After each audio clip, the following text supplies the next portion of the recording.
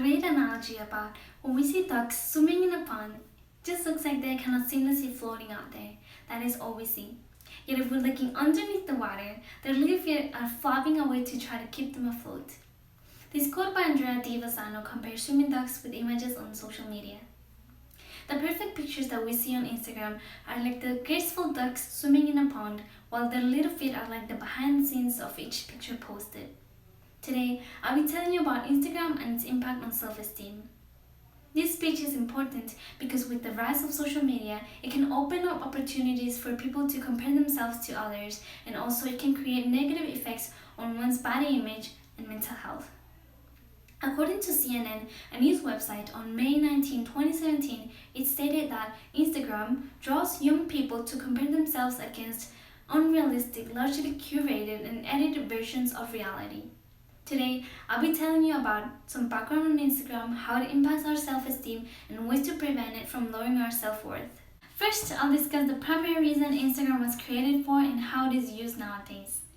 Originally named Bourbon, the app was intended to be a location tagging tool, but later its main purpose was solely for users to share photographs. When I first started using Instagram back in 2011, I thought it would be a fun little social media to stay connected with my friends and family through sharing pictures of our daily lives. Marisa Peer, a world-renowned author, stated on her website Access July 2nd, 2020 that when Instagram first started, it gave people a refreshing break from the super polished images on magazine and on TV. It gave people a more candid, unedited, instant insight into their lives. As Instagram became more and more popular and has now become the #1 photography app, it took a negative turn. I've been an avid Instagram user since it was first created, and I can say that it gradually became a space where followers and likes were more important. According to Amherst Wire, a student journalism website, Access July 2nd, 2020, states that many people edit their pictures in order to attract more followers and boost their reputation. Now that I'm done telling you about some background on Instagram, next I'll tell you about how it impacts our self-esteem. Second, I'll inform you on the impacts Instagram has on self-esteem. Many images on Instagram are often edited or retouched in order to achieve societal beauty standards or a faked persona. Once I was at a gym, I saw a woman with her makeup on, dressed in her sportswear, stood on an elliptical, took selfies on it, and then left the gym. This is probably the reality behind every perfect picture we see on Instagram. According to the Macquarie University's website, Access July 2nd, 2020, it states that this prompts people to determine their physical attractiveness based on the pictures they see on Instagram. This can lead to self-consciousness and body dissatisfaction.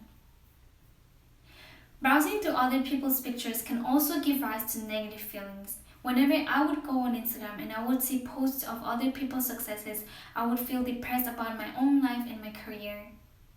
According to HuffPost, a news website, on February 2nd, 2017, it stated that social media is linked to higher levels of depression, anxiety, envy, decreased social skills, and low self-esteem. Now that I'm done going over the impacts Instagram has on self-esteem, next I will show you ways how to prevent Instagram from lowering our self-worth. Lastly, I'll share ways to prevent Instagram from lowering our self-worth. First, think critically about who you follow. Usually on my Instagram, I would only follow people who I find inspiring or I can learn from, and according to BBC, a broadcasting website, on March 11th, 2019, they expressed that finding inspiring landscapes, cute dogs, delicious food to fill your Instagram feed can help you remember that there's more to life than what others look like. Second, limit your time spent on the app or stop using it altogether. Personally, I like to limit my time spent on the app, not only because it allows me to stay connected with my friends and family, but also have time to focus on myself. According to InStyle, a women's fashion magazine, on February 1st, 2017, they stated that it sounds obvious, but most of us are probably spending more time online than we should be. Today, I went over some background on Instagram, how it impacts our self-esteem, and ways to prevent it from lowering our self-worth. Social media can be a great way to stay connected with family and friends, but once you start comparing yourself to others, remember how even when we can't see it, the ducks' little feet are water, keeping them gracefully floating in the water.